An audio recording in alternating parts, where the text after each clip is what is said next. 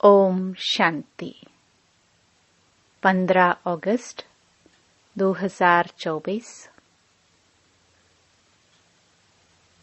बाबा के महावाक्य। मीठे बच्चे, बाप आया है तुम्हें सच्ची स्वतंत्रता देने, जमघटों की सजाओं से मुक्त करने, रावण की परतंत्रता से छुड़ाने। प्रश्न। बाप और तुम बच्चों की समझाने में मुख्य अंतर कौन सा है? उत्तर। बाप जब समझाते हैं तो मीठे बच्चे कहकर समझाते हैं, जिससे बाप की बात का तीर लगता है। तुम बच्चे आपस में भाइयों को समझाते हो, मीठे बच्चे नहीं कह सकते। बाप बड़ा है, इसलिए उनकी बात का असर होता है। वह बच्चों को रियलाइज कराते हैं, बच्चों तुम्हें लज्जा नहीं आती, तुम पतित बन गए, अब पावन बनो। ओम शांति। बेहद का रूहानी बाप बेहद के रूहानी बच्चों को बैठ समझाते हैं। अब यह बेहद का बाप और बेहद के बच्चे ही जानते हैं, और कोई न बेहद के बाप को जानते हैं, न बेहद के बच्चे अपने को मानते हैं। ब्रह्मा मुख वंशावली ही जानते और मानते हैं, और कोई तो मान भी नहीं सकेंगे। ब्रह्मा भी जरूर चाहिए, जिसको आदिदेव कहते हैं, जिसमें बाप की प्रवेशता होती है। बाप आकर क्या करते हैं? कहते हैं पावन बनना है। बाप की श्रीमत है, अपने को आत्मा निश्चय करो। बच्चों को आत्मा का परिचय भी दिया है। आत्मा भ्रकटी के बीच में निवास करती है। बाबा ने समझाया है, आत्मा अविनाशी है। इनका तख्त यह विनाशी शरीर है। यह बातें तुम जानते हो कि हम सब आत्माएं आपस में भाई भाई एक बाप के बच्चे हैं। ईश्वर सर्वव्यापी कहना यह भूल है। तुम अच्छी रीति समझाते हो। हर एक में 5 विकारों की प्रवेशता है, तो कई समझते हैं यह ठीक बोलते हैं। हम भाई भाई हैं, तो जरूर बाप से वर्षा मिलना चाहिए। परंतु यहाँ से बाहर निकलते हैं तो माया के तूफानों में चले जाते हैं। कोई विरले ठहरते हैं। सब जगह यह हाल होता है। कोई थोड़ा अच्छा समझते हैं तो जास्ती समझने की कोशिश करते हैं। अभी तुम सबको समझा सकते हो। अगर कोई जास्ती अटेंशन नहीं देते हैं तो कहेंगे यह पुराने भक्त नहीं है। इन बातों को तो समझने वाले ही समझे। कोई नहीं समझते हैं तो फिर समझा भी नहीं सकते हैं। तुम्हारे पास भी नंबरवार हैं। कोई अच्छा आदमी होता है तो उनको समझाने के लिए ऐसे अच्छे को भेजा जाता है, शायद कुछ समझ जाए। यह तो जानते हैं बड़े आदमी इतना जल्दी नहीं समझेंगे। हाँ, ओपिनियन देते हैं। इनकी समझानी बहुत अच्छी है। बाप का परिचय पूरा देते हैं, परंतु खुद को फुर्सत ही कहाँ है। तुम कहते हो बेहद के बाप को याद करो तो विकर्म विनाश हो। अभी तुम समझते हो बाप डायरेक्ट हम आत्माओं से बात करते हैं। डायरेक्ट सुनने से तीर अच्छा लगता है, वह बी के द्वारा सुनते हैं। यहाँ परमपिता परमात्मा ब्रह्मा द्वारा डायरेक्ट समझाते हैं, हे बच्चों, तुम बाप का कहना नहीं मानते हो। तुम सब तो कोई को ऐसे नहीं कह सकेंगे ना। वहाँ तो बाप नहीं है, यहाँ बाप बैठे हैं, बाप बात करते हैं। बच्चे, तुम बाप की भी नहीं मानेंगे। अज्ञान काल में भी बाप की समझानी और भाई की समझानी में फर्क पड़ता है। भाई का इतना असर नहीं पड़ेगा जितना बाप का असर पड़ेगा। बाप फिर भी बड़ा हुआ ना, तो डर रहेगा। तुमको भी बाप समझाते हैं, मुझ अपने बाप को याद करो। तुमको शर्म नहीं आती? तुम घड़ी घड़ी मुझे भूल जाते हो। बाप डायरेक्ट कहते हैं तो वह असर जल्दी पड़ता है। अरे, बाप का कहना नहीं मानते हो? बेहद का बाप कहते हैं यह जन्म निर्विकारी बनो तो 21 जन्म निर्विकारी बन पवित्र दुनिया का मालिक बनेंगे। यह नहीं मानते हो। बाप के कहने का तीर कड़ा लगता है, फर्क तो रहता है। ऐसे भी नहीं है कि सदैव नए नए से बाबा मिलते रहेंगे। उल्टे सुल्टे प्रश्न करते हैं, बुद्धि में नहीं बैठता, क्योंकि यह है बिल्कुल नई बात। गीता में श्री कृष्ण का नाम लिख दिया है, वह तो हो नहीं सकता। अभी ड्रामानुसार तुम्हारी बुद्धि में बैठा है। तुम बच्चे भागते हो, हम बाबा के पास जाए, डायरेक्ट मुरली सुने। वहाँ तो भाइयों द्वारा सुनते थे। अब बाबा से सुनो, बाप का असर होता है। बच्चे बच्चे कह बात करते हैं। बच्चे, तुम्हें लज्जा नहीं आती? बाप को याद नहीं करते हो? बाप के साथ तुम्हारा प्यार नहीं है? कितना याद करते हो? बाबा, 1 घंटा। अरे, निरंतर याद करेंगे तो तुम्हारे पाप कट जाएंगे। जन्म जन्मांतर के पापों का बोझा सिर पर है। बाप सम्मुख समझाते हैं, तुमने बाप की कितनी ग्लानि की है। तुम्हारे ऊपर तो केस चलना चाहिए। अखबार में कोई के लिए ग्लानि लिखते हैं तो उस पर केस करते हैं ना। अब बाप स्मृति दिलाते हैं, तुम क्या क्या करते थे। बाप समझाते हैं, ड्रामानुसार रावण के संग में यह हुआ है। अब भक्ति मार्ग सब पूरा हुआ, पास्ट हो गया। बीच में कोई रोकने वाला तो होता नहीं। दिन प्रतिदिन उतरते उतरते तमो प्रधान बुद्धि बुद्धू हो जाते हैं। जिसकी पूजा करते हैं उनको ठिक्कर भित्तर में कह देते हैं। इसको कहा जाता है बेहद की बेसमझी। बेहद के बच्चों की बेहद की बेसमझी। एक तरफ शिव बाबा की पूजा करते हैं, दूसरे तरफ उस बाप को ही सर्वव्यापी कहते हैं। अभी तुमको स्मृति आई है इतनी बेसमझी की जो बाप की ग्लानि कर दी है।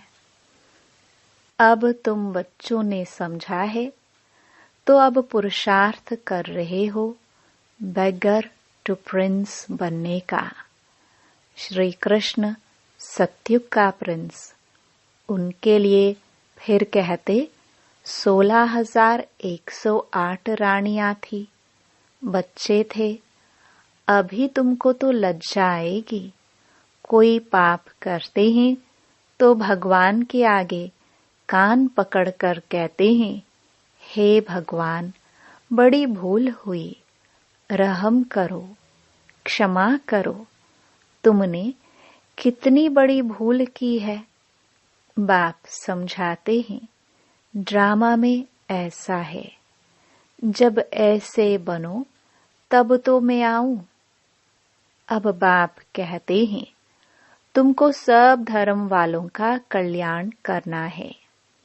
बाप जो सबकी सद्गति करते हैं, उनके लिए सब धर्म वाले कह देते हैं, सर्वव्यापी है। यह कहाँ से सीखे? भगवानुवाच, मैं सर्वव्यापी नहीं हूँ। तुम्हारे कारण औरों का भी ऐसा हाल हो गया है। पुकारते हैं, हे पतित पावन, परंतु समझते नहीं हैं। हम जब पहले पहले घर से आए तो पतित थे क्या? देह अभिमानी बनने के कारण पतित बने। कोई भी धर्म वाला आए, उनसे पूछना है, परमपिता परमात्मा का तुमको परिचय है? वह कौन है? कहाँ निवास करते हैं? तो कहेंगे ऊपर में, या कहेंगे सर्वव्यापी है। बाप कहते हैं, तुम्हारे खातिर सारी दुनिया चट खाते में आ गई है। निमित्त तुम बने हो। सबको समझाना पड़ता है। भल ड्रामानुसार होता है, परंतु तुम पतित तो बन गए ना। सभी पापात्माएं हैं, अब पुण्य आत्मा बनने के लिए पुकारते हैं। सब धर्म वालों को मुक्ति धाम घर में जाना है, वहां पवित्र हैं। यह भी ड्रामा बना हुआ है, जो बाप आकर समझाते हैं। यह ज्ञान सब धर्मों के लिए है। बाबा के पास समाचार आया था। किसी आचार्य ने कहा, आप सबको आत्मा में परमात्मा समझ नमस्कार करता हूँ। अब इतने सब परमात्मा है क्या? कुछ भी समझ नहीं। जिन्होंने भक्ति जास्ती की है, वह ठहरते नहीं हैं। सेंटर्स में भी कोई कितना समय ठहरते हैं। इससे समझना चाहिए कि भक्ति कम की है, इसलिए ठहरते नहीं हैं। फिर भी जाएंगे कहाँ? दूसरी कोई हट्टी तो है नहीं। ऐसी क्या युक्ति रचे जो मनुष्य जल्दी समझ ले? अभी तो सबको पैगाम देना है। यह कहना है कि बाप को याद करो। तुम ही पूरा याद नहीं कर सकते हो तो तुम्हारा तीर कैसे लगेगा? इसलिए बाबा कहते हैं, चार्ट रखो। मुख्य बात है ही पावन बनने की। जितना पावन बनेंगे, उतना नॉलेज धारण होगी, खुशी भी होगी। बच्चों को तो बहुत खुशी होनी चाहिए। हम सबका उद्धार करें। बाप ही आकर सद्गति करते हैं। बाप को तो गम और खुशी की बात ही नहीं। यह ड्रामा बना हुआ है। तुमको तो कोई गम नहीं होना चाहिए। बाप मिला है और क्या, सिर्फ बाप की मत पर चलना है। यह समझानी भी अब मिलती है, सतयुग में नहीं मिलेगी। वहाँ तो ज्ञान की बात ही नहीं। यहाँ तुमको बेहद का बाप मिला है तो तुमको स्वर्ग से भी जास्ती खुशी होनी चाहिए। बाप कहते हैं विलायत में भी जाकर तुमको यह समझाना है। सभी धर्म वालों पर तुमको तरस पड़ता है। सभी कहते हैं हे भगवान रहम करो, ब्लिस करो, दुख से लिबरेट करो, परंतु समझते कुछ नहीं। बाप अनेक प्रकार की युक्तियां बतलाते हैं। सबको यह बतलाना है कि तुम रावण की जेल में पड़े हो। कहते हैं स्वतंत्रता मिले, परंतु वास्तव में स्वतंत्रता कहाँ किसको जाता है यह कोई जानता नहीं है। रावण की जेल में तो सब फंसे हुए हैं। अभी सच्ची स्वतंत्रता देने के लिए बाप आए हैं, फिर भी रावण की जेल में परतंत्र होकर पाप करते रहते हैं। सच्ची स्वतंत्रता कौन सी है यह मनुष्यों को बतलाना है। तुम अखबार में भी डाल सकते हो। यहाँ रावण के राज्य में स्वतंत्रता थोड़ी है। बहुत शॉर्ट में लिखना चाहिए, जास्ती तिक तिक कोई समझ ना सके। बोलो तुमको स्वतंत्रता है कहाँ? तुम तो रावण की जेल में पड़े हो। तुम्हारा विलायत में आवाज होगा तो फिर यहाँ झट समझ जाएंगे। एक दो पर घेराव करते रहते हैं तो यह स्वतंत्रता हुई क्या? स्वतंत्रता तो तुमको बाप दे रहे हैं। रावण की जेल से स्वतंत्र कर रहे हैं। तुम जानते हो वहाँ हम बड़े स्वतंत्र, बड़े धनवान होते हैं। किसकी नजर भी नहीं पड़ती। पीछे जब कमजोर बने तब सबकी नजर पड़ी तुम्हारे धन पर। मोहम्मद गजनवी ने आकर मंदिर को लूटा तो तुम्हारी स्वतंत्रता पूरी हो गई। रावण के राज्य में परतंत्र बन गए। अभी तुम पुरुषोत्तम संगम युग पर हो। अभी सच्ची स्वतंत्रता को पा रहे हो। वह तो स्वतंत्रता को समझते ही नहीं, तो यह बात भी युक्ति से समझानी है। जिन्होंने कल्प पहले स्वतंत्रता पाई है वही मानेंगे। तुम समझाते हो तो कितना आर्ग्यू करते हैं। जैसे बुद्धू टाइम वेस्ट करते हैं तो दिल नहीं होती है बात करे। बाप आकर स्वतंत्रता देते हैं। रावण की परतंत्रता में दुख बहुत है, अपरम अपार दुख है। बाप के राज्य में हम कितना स्वतंत्र होते हैं। स्वतंत्रता उसको कहा जाता है जब हम पवित्र देवता बनते हैं तो रावण राज्य से छूट जाते हैं। सच्ची स्वतंत्रता बाप ही आकर देते हैं। अभी तो पराये राज्य में सब दुखी हैं। स्वतंत्रता मिलने का यह पुरुषोत्तम संगम युग है। वह तो कहते फॉरेन गवर्नमेंट गई तो हम स्वतंत्र बने। अब तुम जानते हो जब तक पावन नहीं बने हैं तब तक स्वतंत्र नहीं कहेंगे। फिर झमगटों की सजाएं खानी पड़ेगी। पद भी भ्रष्ट हो जाएगा। बाप आते हैं घर ले जाने। वहाँ सब स्वतंत्र होते हैं। तुम सब धर्म वालों को समझा सकते हो। तुम आत्मा हो मुक्ति धाम से आए हो पाठ बचाने, सुख धाम से फिर दुख धाम में तमो प्रधान दुनिया में आ गए हो। बाप कहते हैं तुम मेरी संतान हो, रावण की थोड़े ही हो। मैं तुमको राज्य भाग्य देकर गया था। तुम अपने राज्य में कितने स्वतंत्र थे।